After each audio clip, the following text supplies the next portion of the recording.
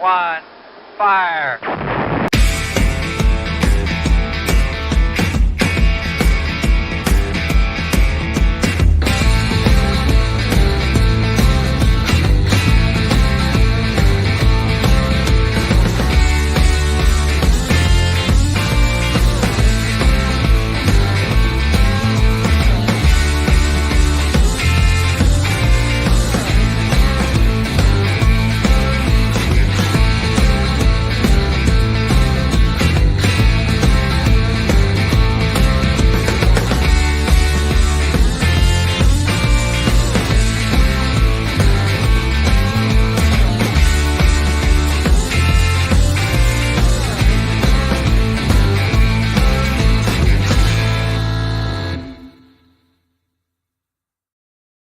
Going to start off with a disclaimer on today's show.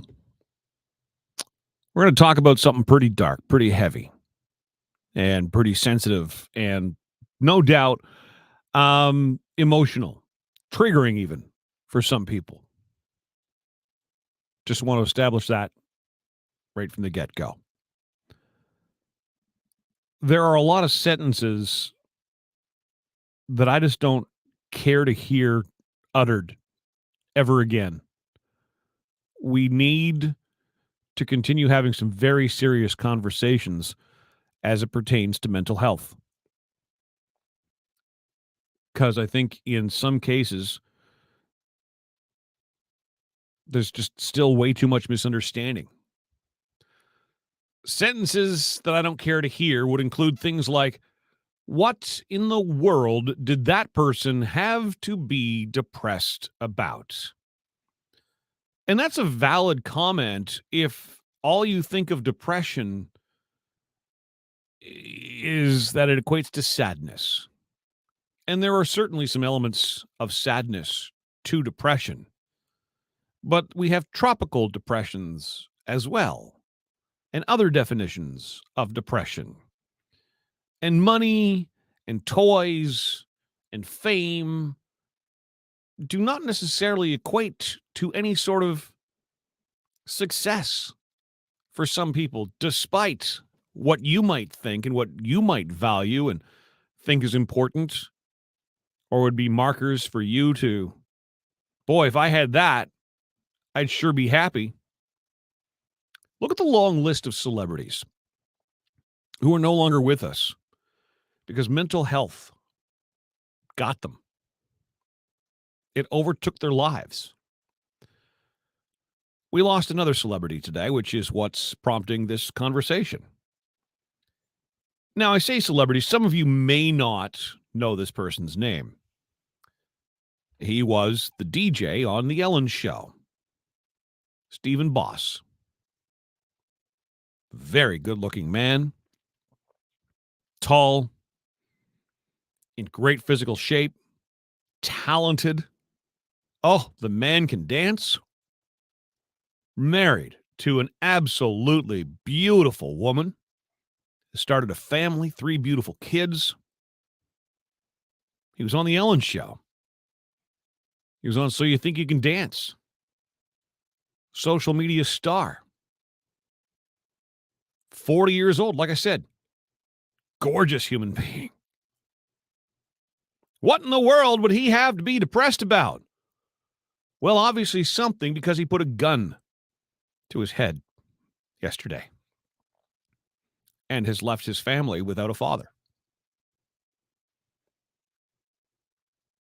I am someone who, if you're not familiar with my story, I told a lot of it when I was the keynote speaker at the 50th anniversary for the Distress Center of Ottawa and Region. I tried to end my life several years ago. Even I can look at my life and go, what the hell have you got to be depressed about? Sure. I got trophies behind me rewarding, successes of the radio station.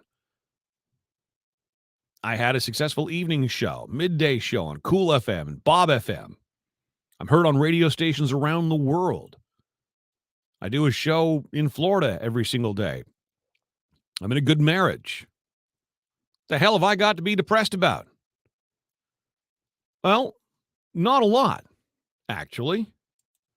But unfortunately, I have a disease called depression.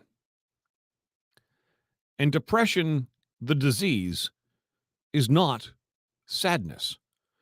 Depression is a chemical imbalance. Depression is, like any disease, something that affects how I function. If you have heart disease, it's pretty obvious what that disease does. It inhibits the heart's function. A mental health disease is a disease that inhibits the brain's ability to function as it pertains to rational thinking, sorting out thoughts, dealing with shit. Just a few weeks ago, I put something on my Facebook. I don't know why this sticks out to me, but I put it on my Facebook. And I was drawing attention to a complaint letter that I received on the radio station. And somebody said to me, you need to stop drawing attention to this negativity. Yeah. Yeah, I get that. You know what needs to stop? Is you telling me what it is I need to stop doing. The reasons why I do that are absolutely selfish. Take a step back from the keyboard before you start commenting on people who post things on social media, etc., before you tear them down. Do you know who they are? Do you know what they're dealing with? Do you know what's really going on? For me, the reason I post that kind of stuff on social media, it's cathartic. It's an outlet for me. That's why. It's not, okay, go ahead and judge me if you want. I got big shoulders. I wouldn't be doing a talk show if I wasn't satisfied that my mental health was in a good enough place now that I could have these conversations and be vulnerable and know that I'm going to get those kinds of letters and emails and comments. You just don't know what people are really going through in their everyday life. I follow Twitch and his wife on Instagram. 48 hours ago, they had smiles on their faces. They had figured out a dance routine. There they were in their living room. The Christmas tree was up. 3 absolutely beautiful kids dancing along with them. And this morning we wake up to the news that he's no longer with us. Something obviously that you and I were not aware of was going on there. You don't know what conversations were had. You don't know. I don't know what therapy had been involved, if any, if he'd tried to reach out to someone. A lot of people commenting already that they met Twitch. It was a pleasure to meet him. The guy just oozed happiness and joy. But you know what? So have I. It was quite surprising to a good number of people. If all you did was listen to my show, it was quite a surprise the day that I revealed that I was having a nervous breakdown. And suddenly I was off the air for 3 months. And then a suicide attempt. And then back on the air and starting to get myself into a better place. And then a hiccup. Admitted to hospital on a security watch. What I do, and what most celebrities, dare I say, almost every celebrity does, we're actors. I know, as a radio presenter, performer, I can't bring depression on the air. I've done it, by the way. I spent an entire day once upon a time playing the darkest music to the point where my listeners were genuinely concerned about me and my mental well-being. That's not compelling. I know that my job is to come to this studio or the studio at the radio station I used to work at and perform. Let me underscore that word. Perform.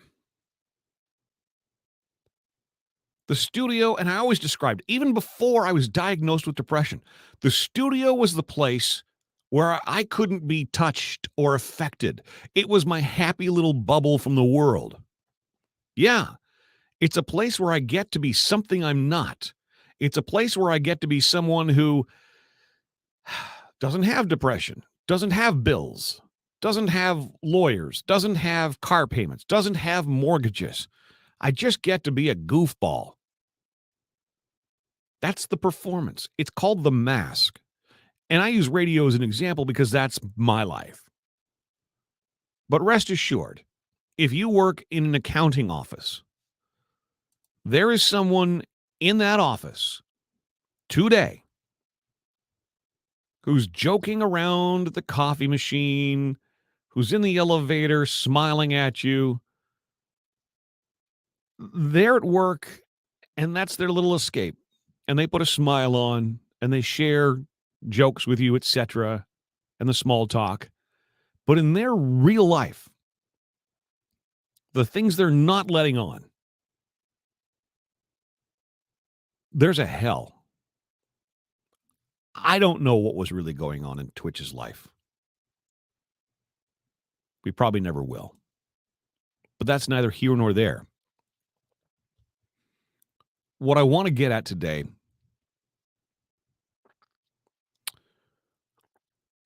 I want to have an open and honest conversation with you. By the way, to Twitch's wife, Allison, I know you're not listening. And I know millions of people are chiming in and sending their love. I'm with you. And I feel it so deeply because I got to that dark place and I know how slippery a slope it is. And I realize all of the things that I could have left behind, the damage that I could have caused. But I also recognize just how easy it is to buy into all of the things that a depressed mind is telling you.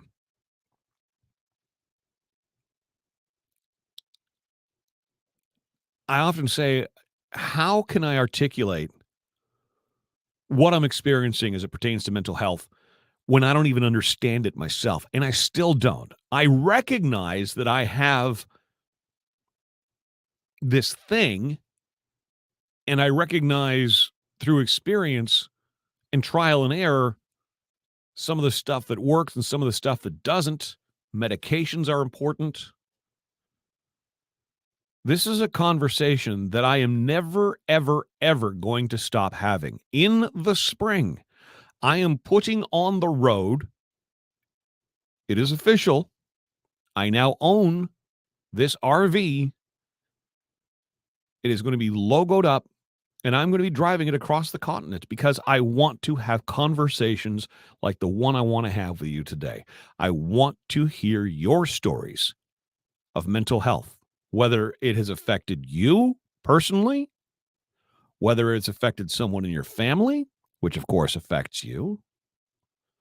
What are your experiences as it pertains to mental health? What are some of the things? This is your opportunity. What are some of the things you want anyone in your circle to know if they are contemplating suicide right now? And look, people have lost their jobs. People have lost their homes. The pandemic was brutal on people. It has left us isolated. It has left us at odds with each other. It has left us in a situation that I'm trying to do something about with this show.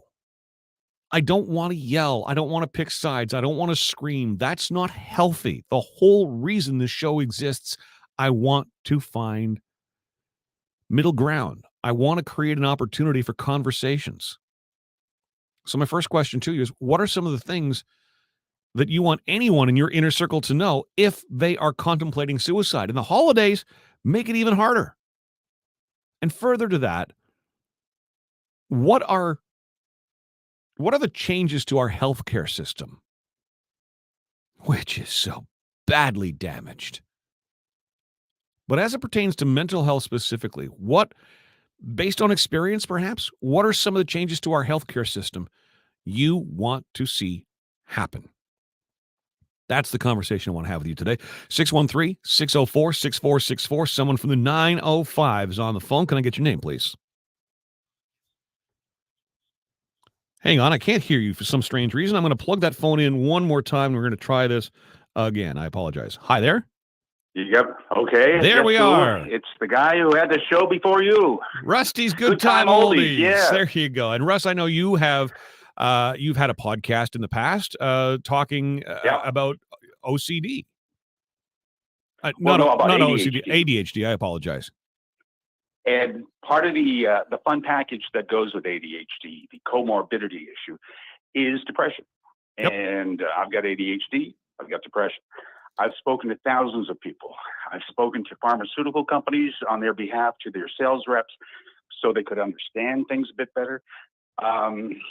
It's something that I've discovered through my own life, as well as talking to others. When you go to conventions, that finally they get to speak to somebody who knows their language, is that, a lot of people say, oh, yes, I'm very concerned about it, but it's just lip service.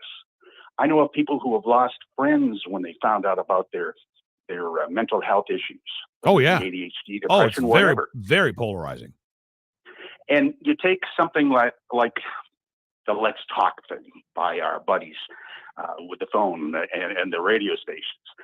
That one day everybody's excited about it. But when I talk to people, and I talk to people, health people and pharmaceutical, the people who manufacture the drugs, they looked at that and said, it's phony. And I did agree with that too, because it's very cool to jump on a bandwagon, but no one wants to drive. I applaud the campaign. Look, it was that campaign that allowed me to recognize exactly what it was that was going on with me. I had been feeling incredibly ill, lethargic. Things weren't making sense. I recognized that, and I had gone to my doctor. We did stress tests, heart tests, blood tests, cholesterol tests, you name it. Other than him coming back and stating the obvious, well, you are overweight and your cholesterol's high, iron's a little low, but otherwise, things were checking out. It wasn't until that day, and this is why I can't poo-poo it. I applaud the message. Well, I'm going to rephrase my I applaud comment. the message. It allowed me to hear conversations on that particular day, and yes, it's one day, and I wish it was more. But you also understand why a commercial enterprise like that cannot make that every day. Although I wish they would. I wish they would make that at least part of the conversation. But you know what? I don't work there anymore. That's none of my business. They do what they do. I do what I do, Russ. But all this to say, because of that day, I was able to finally figure out what the hell was going on with me, and that was the beginning of me getting onto a better path. So I can't really poo-poo it. I know a lot of people do. I'm going to rephrase that. Maybe I'm a bit jaded because I've been around this for a long time. I had issues way back, but it stemmed from my ADHD, and I didn't understand my ADHD, and then it evolved into the depression. So I found out about my ADHD at the tender age of 50. So in doing that, I became an advocate and joined various groups, and I met people in the industry, some, in the Canadian television industry, made friends with them. And so I am a little bit jaded. I'm somewhat questioning what the motive was, but some of the results I don't question. The fact that you discovered by this that you have situations in your life that now you can put a label on it. Look, and there are so many people who are going around. Yeah, no, I'm not here to disparage any mental health campaign. Is a good mental health campaign as far as I'm concerned. Okay, and they do what they do. I'm here to talk about what I do and what we can do. Okay, I've got my mental health RV rolling out, as you know, and it's coming your way down there in Whitby. I've got family, and I want to sit down with you, and I want to get a microphone in front of you, and I don't want you to hold back on your feelings, whatever else. Well, I know. I mean, that'll be the time on the CBC website. Sure. You can find me there and talking about depression. When I was brought into CBC Radio 1, it was pretty gloomy. I was in a very down part of my life. and they were amazed that I was saying the things that I was saying and they rebroadcast and all that stuff. But yeah, I mean, when you get into that situation, and you and I have that luxury of being able to communicate, and there's so many people within our industry and even in comedy that deep down they are. Well, listen, Suffering from Robin depression. Williams is a prime Robin example, Williams, but I'm around classic. some great stand-up comedians every single Tuesday night. A lot of them are amateurs. A lot of them have been around for some time, and I've done some stand-up comedy. There are a lot of comedians out there. People don't realize this, right? The laughter is the No. ultimate mask, and that comedy. Yeah. What I'm discovering is so much of it is coming from very depressed places. Oh, for sure. Oh yeah. Well, I've done that too. And let's face it, if you're on the road doing comedy and you're in the limelight, what happens at the end of the night? You go home not home, you go to a motel and you're all by yourself. Yep. And that's where the thoughts come up. But the That's stigmas are I'm glad you still I'm out glad you there. said that. I want to interrupt you there because I'm glad you said that. That isolation, that's the scariest thing for me. As much as there's just days where I just want to be alone and just, I got too much on my plate. I just want to be no. Alone, bad thing. I never really want to be alone.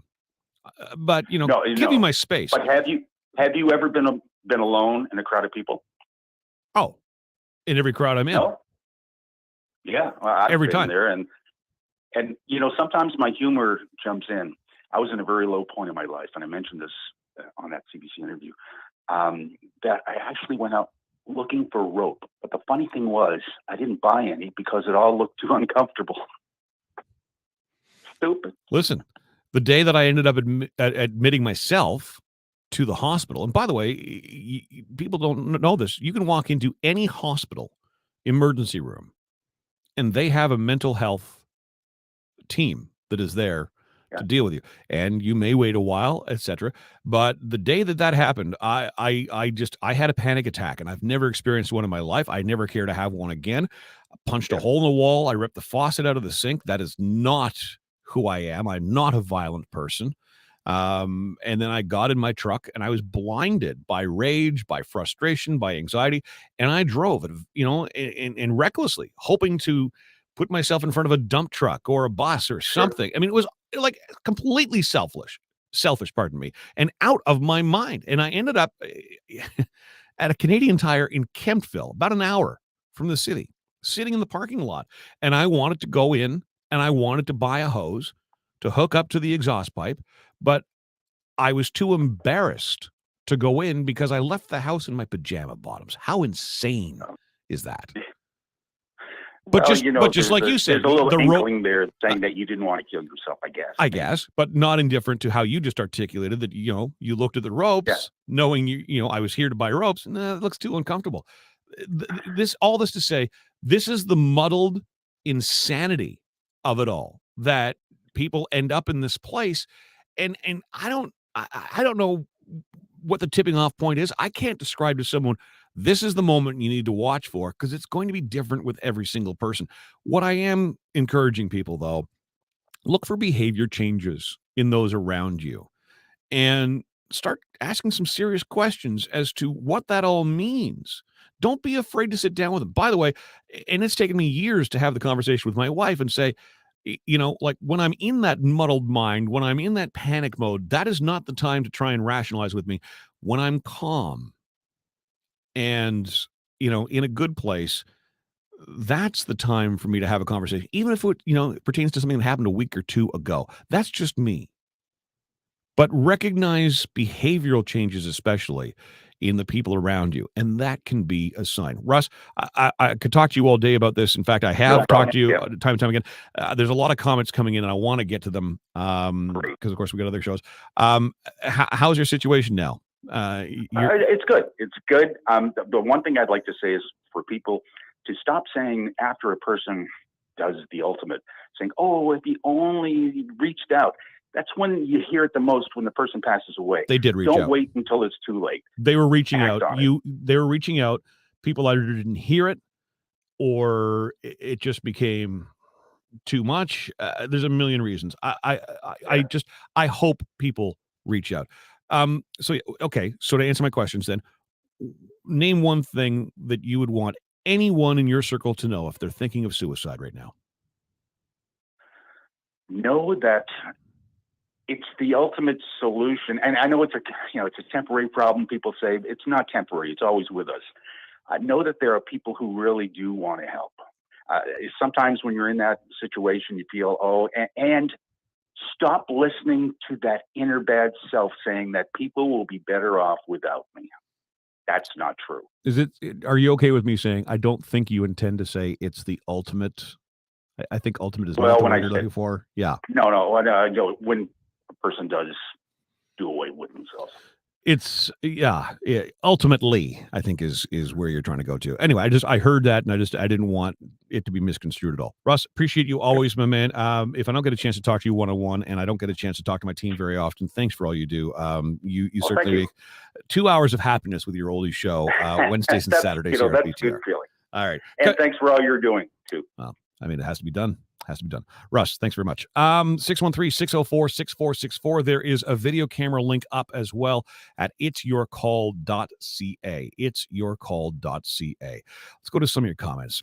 Gigi says, I've thought about it several times. It's a devastating, dark place to be. I'm so sorry that you've had those thoughts. I'd love to know, Gigi, what it is that made you stop. What prompted you to, what was that moment where you realized, whoa, what, this has gone too far? And what did you do about it?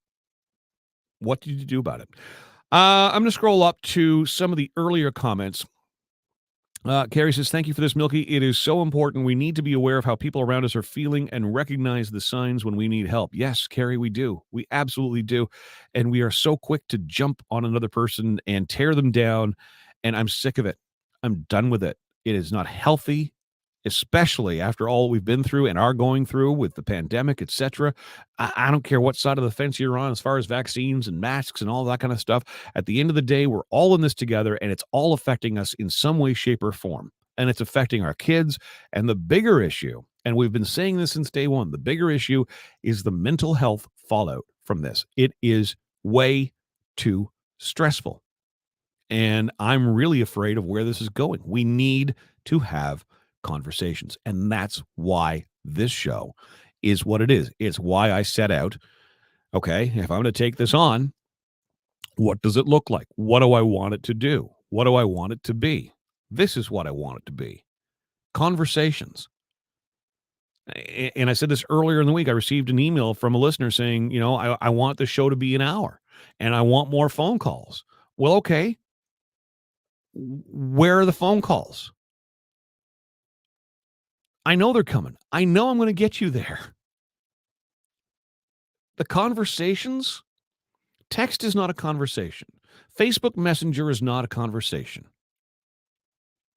Phone calls, interactions, face-to-face, sitting down, having a coffee, those are conversations. Those are what I want to have here. And I know it's going to happen. I know it's coming. Over to Chris. Signs of depression, not always easy to see. If we can only see more signs, communication, keep open this time of year, hard at Christmas. Family is so important. Reach out. There are lots of places to reach out to. Look, one of the things, I would be remiss if I did not mention this. The 988 system. A lot of people are sharing this on Facebook. 988. It's new in Canada. No, it's not. And please stop sharing that. It is false information. The 988 system is up and running in the States. Okay. You've got 311 for, information for the city. You've got 911 life and death emergencies, and you have 988 now in the States for mental health. It's coming to Canada in the fall of the new year. So around November 2023, that system will be in place. In the meantime, yes, the Distress Center has saved me twice. I can't say enough great things about the volunteers that are there, and I raise as many funds as I can for them because I owe them my life. My life. Their phone number is always front and center at blasttheradio.com, 613-238-3311. I will never forget their phone number. And there are other lines out there, but 988 is not one of them. Please stop sharing that. Can you imagine somebody in that moment of desperation, like Gigi, and they're at that point where this is life or death in the blink of an eye or less. this person could either remain with us or be gone. And they decide, I saw a thing about 988. I'm going to call that. And they do, and they get, this number's not in service.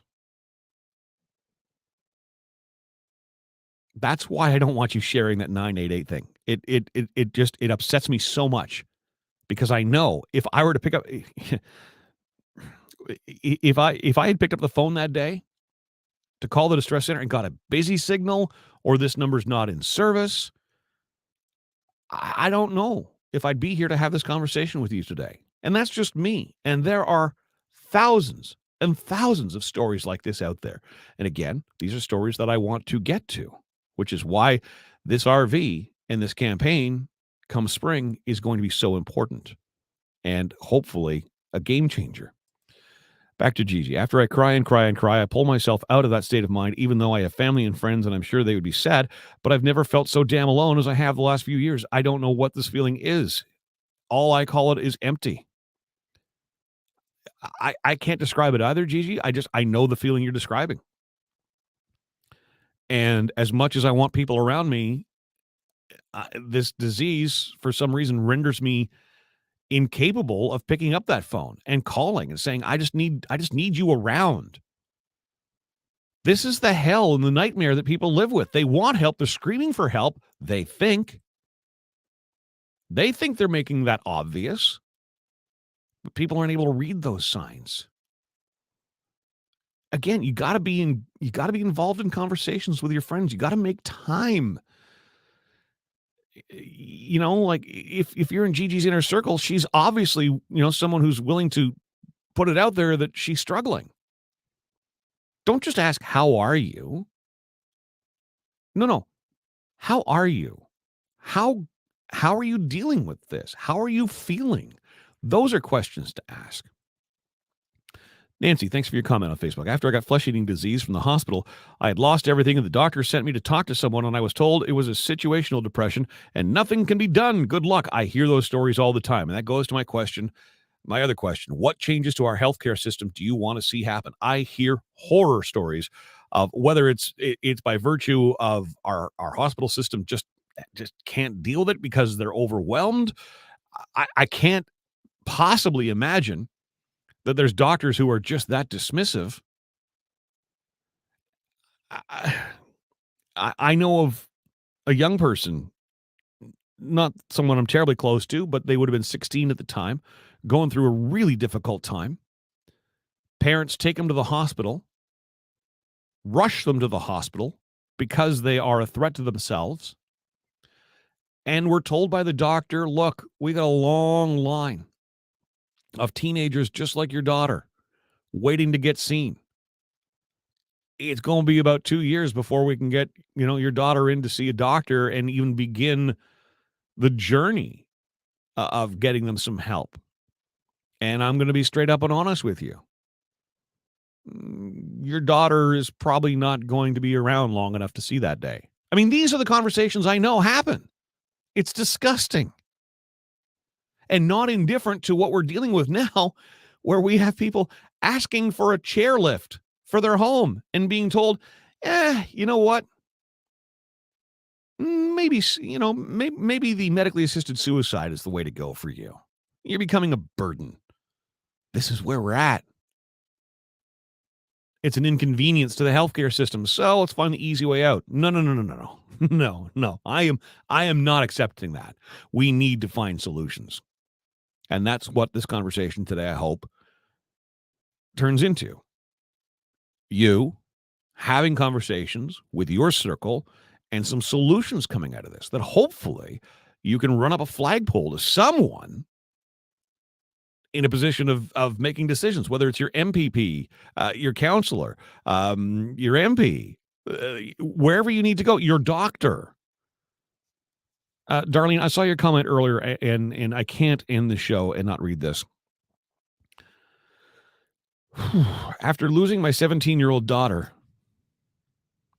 Jesus. Oh, Darlene, I don't know how you even write this. I can't even read it.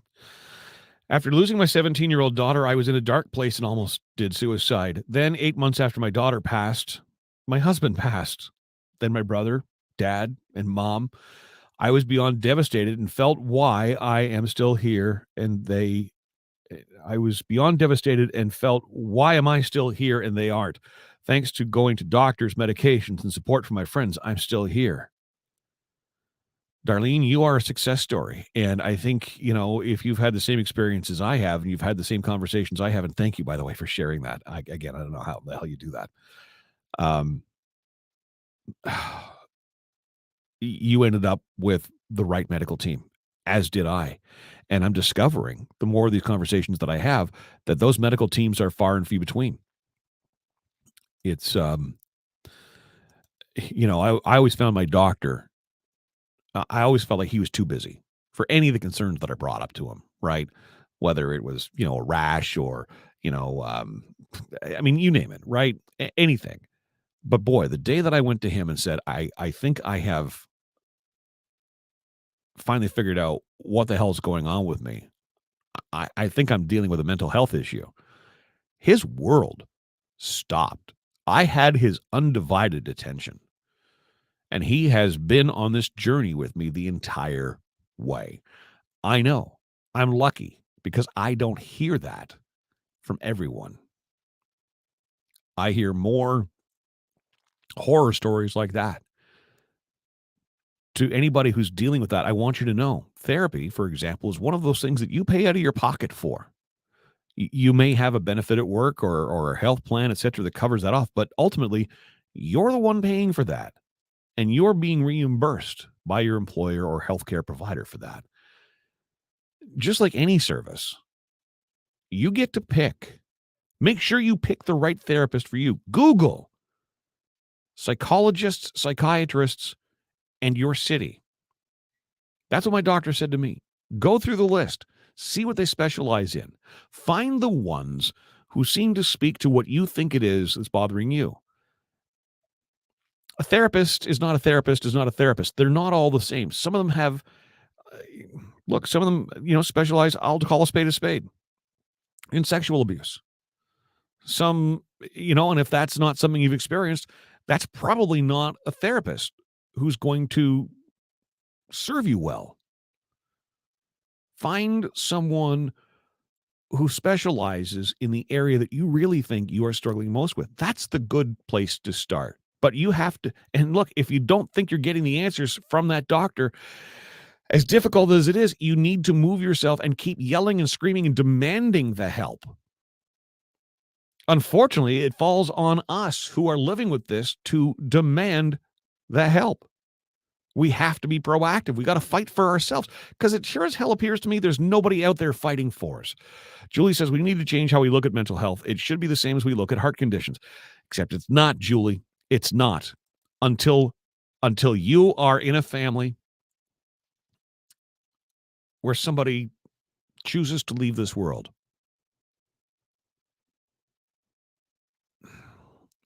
It's because it's invisible and it's inexplicable. Again, how do I tell you? How do I explain something to you when I can't explain it myself? And every day is different with this damn thing. A heart condition, I can explain. A lung condition, I can explain. A broken limb, I can explain. A blood disease, I can explain. Michelle says, my nephew went to the hospital because he wanted to kill himself after he lost his girlfriend and daughter to a murder-suicide, and he was given a prescription and sent home. No therapy. Those are the problems we need to fix. Medication's not a solution. It's just not. You might as well say, drop by the LCBO on your way home and grab a bottle of something and you'll be good in a couple of days. Just doesn't work like that. But Michelle, I know, and I'm somewhat familiar with that story. This is the state we're in. Our medical teams just don't have the resources to look at that and say, we have solutions in place. Because we don't. We just don't have those solutions in place. Satan's Playmate. I live with two people dealing with depression and PTSD. I know there are so many people just looking for an unjudgmental place. Even with everything going on, I have an open door. Coffee's always on, and there's always a welcome chair. Lost one of our foster children this past June, she goes on to say. She fought for years until her body couldn't fight anymore.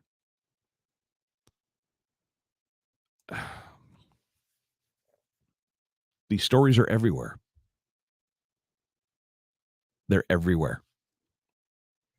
And they're not going away. And the situation's not getting better. It's getting worse. And there's going to be more and more of these stories. And this is why I need to get this RV going, and we'll be getting this RV going in the spring. Somebody needs to get these stories together and heard. And damn it, I intend to. If I'm going to have this thing, and I'm dealing with it pretty okay, I guess, but I'm going to try and make some good of it. I'm going to stand up and I'm going to be a voice for it. And today is one of those days. Unfortunately, we're having this conversation due to some very, very tragic circumstances. Darlene says, Darlene, we just heard from her a short time ago. She says, I was fortunate to find the right doctors and remind myself I have a son here today. He's 34, married with 2 babies. Oh my gosh. I'm very blessed, and thank God I didn't follow through with suicide. I'm right there with you. Something happened on that day where it just wasn't supposed to happen for me. I can't explain it. Don't know why. But I'm so grateful that I've never been so happy to have made a mistake in my life, right? Screw that up, didn't I? Yep, happily. And the best is to try and get an actual shrink. Then it's covered by OHIP. Psychologists, unfortunately, are not, and psychiatrists are hard to find. I was lucky and found a great one. He helped me through a lot of difficult issues at the time. It needs to be a good fit. It has to be the right fit. That's why I'm saying you need to go and find that list and Google for yourself and find that person who aligns with what you think it is you are struggling with the most. Julie says, if you share your stories and we talk about it, we might save someone. Hey, listen, Julie, I have saved people through these conversations on not just this platform, but, back in my FM days, through social media. You're right. Talking about this, being open and receptive to understanding this, and not brushing it off by saying things like, what the hell does that person have to be depressed about? Actually engaging in it creates a much better environment, a healthier environment, and we can save people. Stop being so quick, please, to judge why someone put something on their social media or said it out loud. You don't know. You just don't know why. Leave them be. Understand that there's a reason for these things. This is one of my favorite lessons that I got. Before I'd really even been to a therapist, before I'd really done a deep dive with my doctor, I went and visited casual friends of ours. He holds a very respectable job in the government, is connected to all the powers that be, and is involved in the day-to-day. I hold this person in very high regard. And he asked me, what are some of the things that are triggering this in you? And I gave him an example. This is so stupid, and yet not. I gave him an example of a client at the radio station had written their own commercial. Happens all the time. And they emailed this to whoever it was at the radio station, who just took the email and printed it off. Didn't take any time to reformat it at all. It was like a 60-second commercial, and by the time I end up with it, I got bad eyesight, etc. And and it's 60 seconds of commercial copy, all squished into this tiny little font on like an 8.5 by 11 paper, and like the very top quarter of it is where all these, like, I can't make sense of this. And what a ridiculous thing to get upset about, right? But I did. I flew off the handle. Why can't this person do this? Why wouldn't they take the time? It infuriated me. Yelling and screaming. Again, look for the behavioral changes. The signs were all there for me. I was angry. I was off the handle. I had a short fuse. It was uncharacteristic of the guy who started there. Something was up. And when I told this story to my friend, he nodded his head.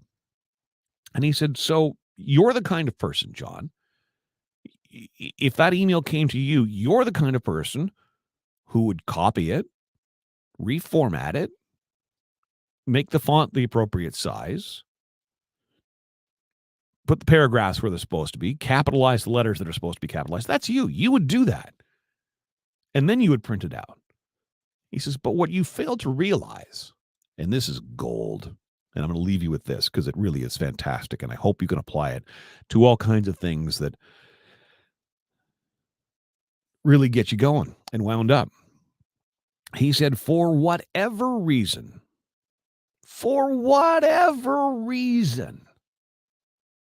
that person is doing what they think is right. Let that sink in for a moment. Doesn't mean that what they're doing is right. To them it is. But their way is not your way. I had that little bit of information bouncing around in my head.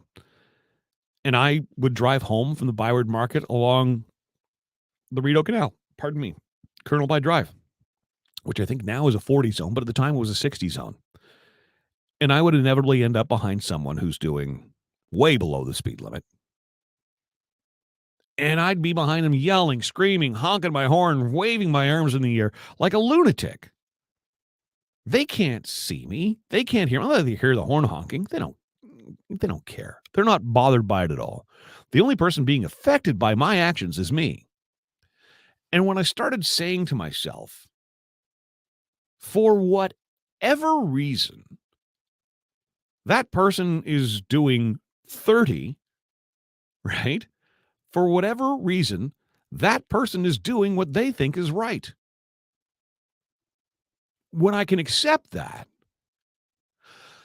okay, it's upsetting. I wish they were doing 60, but they've got some reason, and I just need to accept that. That was the first huge step for me. And that's where it really kind of started, is just understanding the world around you. So when you start coming at people on their social media feeds that they should be doing this or shouldn't be doing that or whatever else, no. That's my page. That's my little space of the world.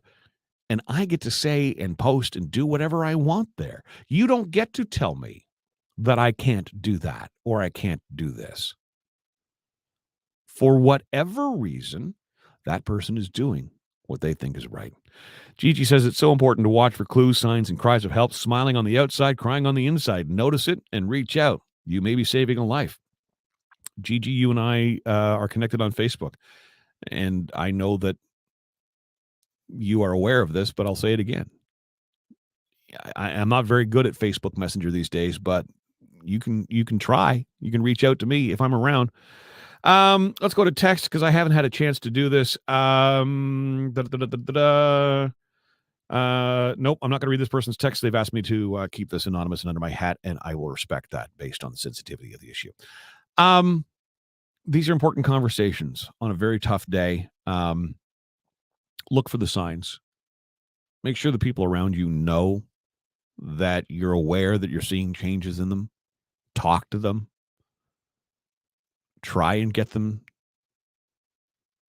to some sort of place where they can have a conversation, be it the distress center, be it a national suicide line. But I mean, just be there. Don't judge. Just listen. And maybe, just maybe, as was said earlier, we might just save someone. Thank you for the conversation. Let's have more of these. It's your call. Back tomorrow.